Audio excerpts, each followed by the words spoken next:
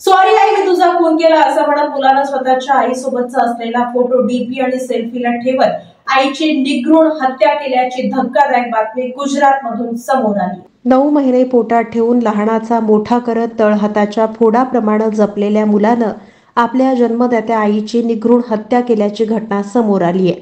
हत्येनंतर या निर्दयी मुलानं आपल्या इंस्टाग्राम अकाउंटवरून स्टोरीला आईबाबतचा एक सेल्फीही शेअर केला। सॉरी आई, मी तुझा खून केला, तुझी कायमच आठवण येईल, ओम शांती, असं म्हणत या फोटोवर आरोपी मुलानं लिहिलेलं होतं। गुजरातमधील राजकोट येथे ही खळबळजनक घटना घडली असून एका व्यक्तीनं याची माहिती पोलिसांना दिली। यानंतर पोलिसांनी घटनास्थळी धाव घेतली आणि महिलेचा मृतदेह ताब्यात घेतला आणि क्रूर मुलाला अटक केली।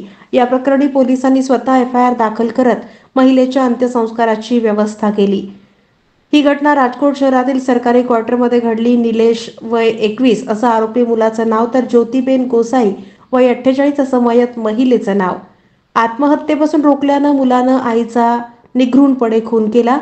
पोलीस चौकशीमध्येही मुलानं या खुनाची कबुली दिली आहे। राजकोट वेस्ट झोनचे ACP राधिका भारद्वाज यांनी या घटनेबाबत माहिती देताना सांगितलं की भरत नावाच्या एका व्यक्तीनं फोन करून निलेशनं आपल्या आईची हत्या केल्याची माहिती दिली आहे। यानंतर पोलिसांनी घटनास्थळ गाठत मृतदेह ताब्यात घेतला आणि मुलाला अटक केली। पोलीस चौकशीमध्ये मुलानं मानसिक त्रागातून आईला संपवल्याचं सांगितलं आहे।